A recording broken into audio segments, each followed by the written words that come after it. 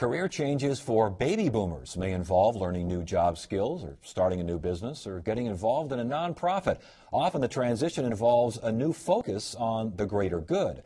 I recently spoke about career shifts for experienced workers with Marci Alboher of Encore.com, a nonprofit organization that helps people enter second careers. Alboher is the author of the Encore Career Handbook. Marci, good to have you here. Thanks for joining us. Thanks for having me. And you are in Phoenix kind of launching this Encore Career Handbook. You're not from Phoenix. What are you doing here? I live in New York City. You're right to recognize that. I'm here because I'm leading a very big book tour all around the country talking about Encore Careers. And the reason we chose Phoenix as the launch is that Phoenix is kind of known as like the birthplace of retirement, right? We're Sun City, all these places, but people went for kind of endless leisure. Well, the trend we're going to be talking about now and what this book is all about is a new kind of thing to do with this life stage.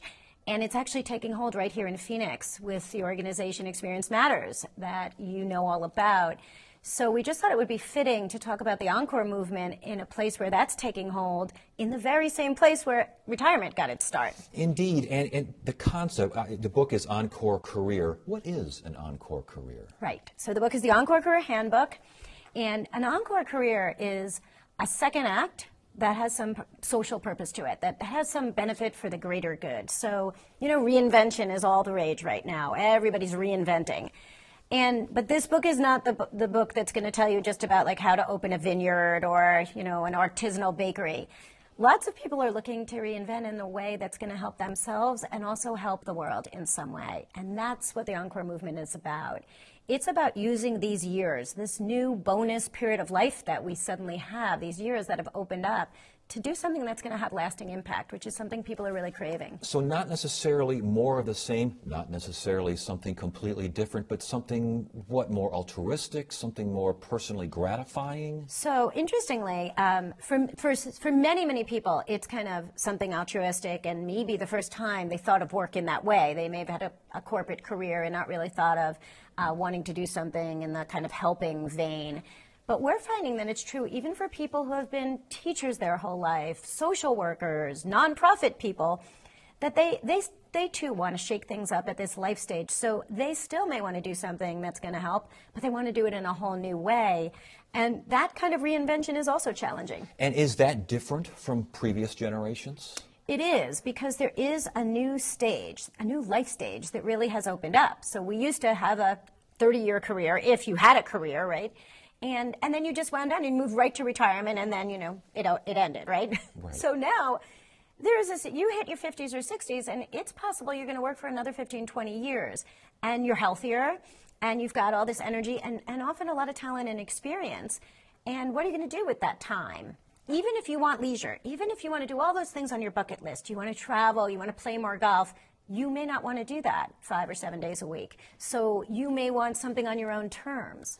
So, and when this is on your own terms, are you talking about dabblers? Are you talking about careerists, somewhere in between? So, the spectrum. So this book covers everything from the person who wants to be a literacy tutor at a school 2 or 3 days a week or 2 or 3 afternoons a week to someone who wants to found a nonprofit or a socially organized, mission-based business and work harder than they've ever worked before. I've seen all parts of the spectrum. Now, when you get these people back into the job market or the nonprofit arena, can there be a problem with, here comes Mr. Know-It-All walking down the hall, the experienced person? I mean, talk about that particular dynamic. Yeah. So the people who succeed best in their encores are people who have a really healthy mix between knowing how to use their experience in this new environment and having a good dose of humility and realizing that they don't know everything. And one of the things they may not know is how things get done in the new culture they're joining, or at this changing world of work where technology is used differently or the intergenerational interplay is different. So we find the people who succeed best at this are people who have a good balance of those two attributes. And understand that a manager that they are dealing with is still the manager. Yeah. So often you may be working for someone much younger, and we see a lot of cross-mentoring going on. So a lot of, young people who are so thrilled to be working with someone with years of experience, but that experienced person saying, wow, I can learn a lot from someone who's young enough to be my child. So someone watching right now says, this is interesting. This is something I'd like to give it a try. What are the steps? What do they do? Well, if you live here in Arizona, in Phoenix, you are lucky enough to have a great organization, Experience Matters, right here, that is here to help you launch your Encore. So you can get involved in volunteering. You can consider an Encore Fellowship, which is a sector switcher program where people from the nonprofit sector get matched with nonprofits in very, high impact work. You could buy this book and do all the exercises and really do some introspection and really kind of figure out what is it that you want right now, because it may not even be in your head. You may know what you want and need to figure out how to get there, but you may not even know what you want right now, and that's pretty common also. You've had quite a career yourself in journalism, and now you are doing this. It sounds like an encore career for you. Am I mistaken there? Yes and no. I had my early encore moment because I've had a few career changes already. I'm a little younger than a lot of the people that I was writing about, but I certainly know how to stay in the game and reinvent continuously from what I've learned from talking to all these people who are just a step ahead of me in the career process. But you got involved in this for what reason? People see journalists and then they see this, and that's a bit of a shift. Yeah. Why so much focus? Yeah, so what happened for me is my first career change happened in my 30s. I was a corporate lawyer, and I had a kind of crisis of conscience. After about 9 or 10 years, I woke up one day and just said, I just can't do this anymore. I can't do work that I don't believe in. I want to do something that feels truer to my values. And I became a journalist, and it was a very, very hard transition. It took me years. And eventually I started writing very regularly for the New York Times, where I ultimately had my own column and blog called Shifting Careers.